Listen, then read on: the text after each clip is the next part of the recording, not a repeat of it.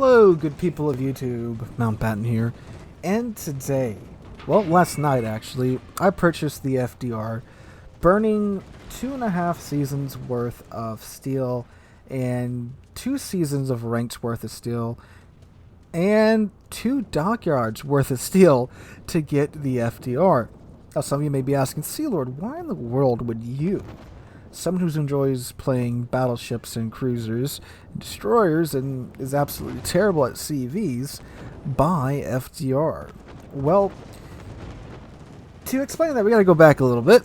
Back when I first launched Patreon, one of the tiers on Patreon, if you subscribe to that tier, I will review a ship of your choosing, or make a video on a ship of your choosing. And well, a fellow by the name of Dan, who is a member of the clan, decided to select that tier and chose FDR for me. So Dan, here's your FDR video. And I'm a man of my word, and that's why we're here today. So, the FDR, Tier 10 American Steel Aircraft Carrier. And if you haven't caught on already, I'm a terrible CV player. Absolutely terrible. Wasn't very good at all at the RTS CVs. I'm a bit better at the newer CVs, but simply put, I haven't played a lot of CVs compared to the other classes. And it is a pretty big change from the other classes, because of course you're going from using artillery and maneuvering a ship to now you're just flying planes around the map. So it's quite different from the rest of the game. And my CV experience, if you're interested, I've played quite a lot of Graf Zeppelin, because it's a CV with awesome secondaries, and that's why I've played a lot of it. Ironically, I have my best CV stats in Graf Zeppelin. I'm actually, according to Warships numbers, good in Graf Zeppelin. Then my next most played CV is probably the MVR, the Tier 10 German CV, followed by the British CVs, and then a smattering of random American and Japanese CVs. But still, I don't have a lot of battles in CVs, and I'm quite bad in them. As I'm sure you actual CV players watching this will be able to see me make plenty of mistakes with the FDR. So the FDR, what is it? For like the 12 people that probably don't know what it is. So, like I said, it's a Tier 10 American CV, steel ship, 33,000 steel is the price tag on this bad boy. So what makes it unique? Well, as you can tell, the squadrons are absolutely friggin' massive. There are just clouds worth of planes in each squadron, and each plane has a rather large amount of health. Most of these flights have more health than Tier 10 cruisers, at least Tier 10 light cruisers. There's a point where, in this video at least, I'm flying to what I believe the Z-52, and the rocket plane squadron has double the HP of the Z-52. That's pretty funny to look at on screen. But they are very slow. They don't get any heals. And plus, the plane regen time on the FDR is quite slow too, so losing planes does definitely affect the in-game impact of the FDR. However, very good FDR players can easily minimize their plane losses. Now, the only real threat to the MVR's planes is flak.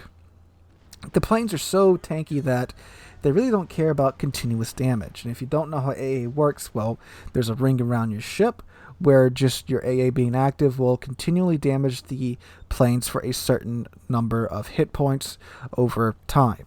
Flak, however, is bursts that your AA guns put up that if a plane flies through them, they eat a number of hit points. Now, depending upon the ship and depending upon their flak rating, it could be a lot of flak, it could be a very, very little amount of flak. A ship like the Austin, which currently has the best AA in the game, puts up a whole lot of flak, and one is in this battle on the other team. And flak clouds are the only real threat to the FDR's plane's existence, because the plane is so slow in both speed and maneuvering that you are inevitably going to eat flak attacking a ship. Again, it depends upon what ship and how many of them is how much of a deterrent that flak is to the FDR's planes. And again, losing a lot of planes does hurt an FDR. However, the way the planes are set up, you can afford to lose quite a bit before it really starts to impact you, because each attack wave in the FDR's flight is only 2 planes. There's just so much ordnance attached to the wings of those 2 planes that it feels like it's the whole squadron dropping on you. So for example, the torpedo bombers. Each plane carries 4 torpedoes. That's a lot of torpedoes. They throw 8 torpedoes at the enemy ship, and it creates a wall of torpedoes, and if the ship winds up eating most of those torpedoes, they'll be eating about 20,000 damage in torps, which attacking things like large cruisers and battleships, it's very easy to ensure that they do that, especially to a good CV player. But as you can see by just the sheer number of planes in the flight, you only need 2 to get through to deliver those torpedoes. And with the health pool of these planes, even attacking a very, very densely packed group of ships, unless there's, again, something like an Austin or a Minotaur or a Worcester in there, you may lose 2 or 3 planes, but it's no sweat off your brow because I just got my 8 torpedoes off against, whatever ship it is, and they're eating this 20,000 damage now. Maybe a float or 2. I'm just going to go ahead and recall these planes. Sure, I'm down 2 or 3 planes, but given the size of the squadron, who cares, right? Now, if you do eat a lot of planes, if you eat a lot of flak and lose a lot of planes, yes, that will impact you. But again, unless you're running up against something like an Austin and a Minotaur and a Worcester, you don't really have to worry about that. Or a Holland or a Småland or something like that. So, after playing the FDR, what do I think about it? Well, it's an interesting case of a situation that I've come across with 2 other ships in the game. And that is the Hrugamo and the Smolensk. The Hrugamo and Smolensk, up on their release, people were very upset at these ships, calling them overpowered and broken, and I was one of them too. Because when you play against these ships, it's very annoying to play against them, because all you're seeing is them setting you on fire constantly, the Hrugamo being able to sit in the smoke and do it invisibly, and just farm you all game. The Smolensk, same thing too, but Smolensk, well, is the better HE spammer between the Hrugamo and the Smolensk. And that's all you see. You just see that happening to your ship. You don't get to see what it's like to play those ships. And I eventually grinded up the Japanese gunboat line and played the Hrugamo. Came to find out, sure, it's a fantastic gunboat, but it's a massive DD. For a very long time, it's still like 30% of battleship AP rather than the 10% that it eats now. It's incredibly slow, incredibly hard to maneuver. Its turning circle radius is one of the largest of the destroyers, excluding the Soviet and French destroyers. And yeah, sure, it's a great gunboat, but it's got its downsides, and it's got no heel too. The Smolensk, I got that, and besides 19-kilometer Smolensk, that hideous monster that used to exist in game, yeah, it's more of the same story there. Sure, it's a great farmer, and it's got hydro, and it's got a smoke screen, and it's got torpedoes, and it's got great guns, but it handles like a wet brick, it turns like a continent, and ironically, you can get deleted from actually angling, because the armor's so thin.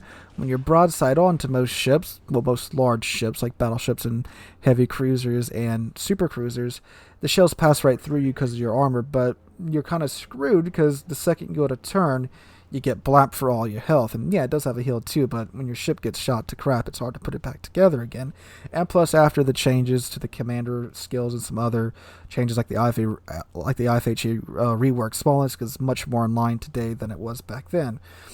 The only ship so far, and I'll get to the FDR in a second, where I've played it after being on the receiving end of it and still thought it was OP and broken, was the Thunderer, and I've made my stance on that very clear. The nerfs that have been applied to Thunderer are for the better. Now you're forced to take range mod or reload mod. If you take reload mod, okay, you got a 21-kilometer range Thunderer with a 22-second reload. Have fun playing in close.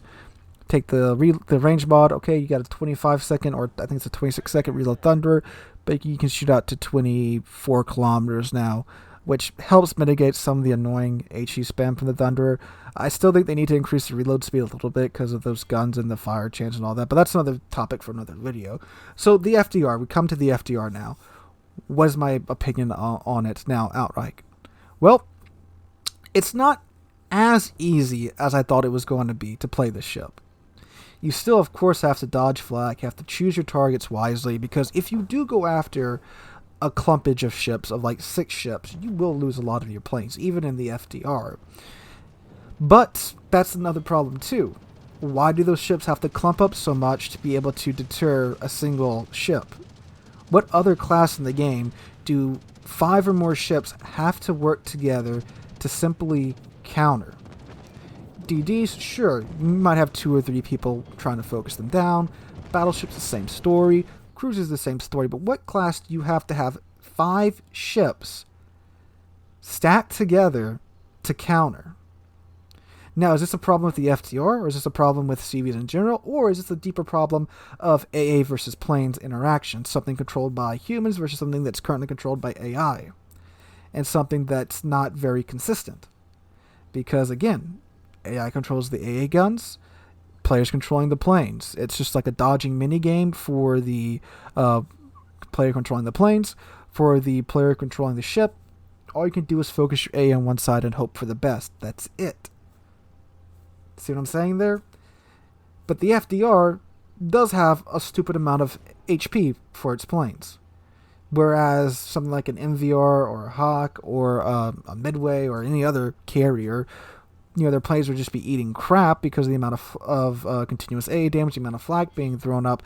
The FDR can get through, still lose planes, but it can still get through it.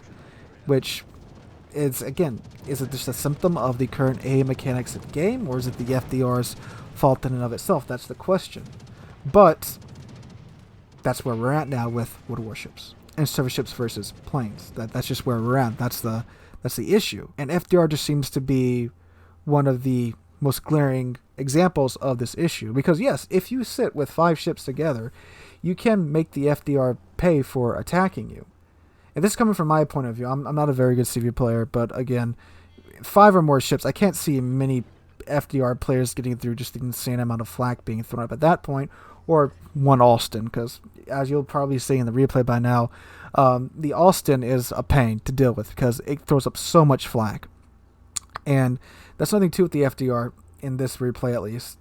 I'm not sure if you're there just yet. There's a point to where it's just DDs and the Alston left, and because of the rocket changes, FDR's rockets are almost useless against DDs.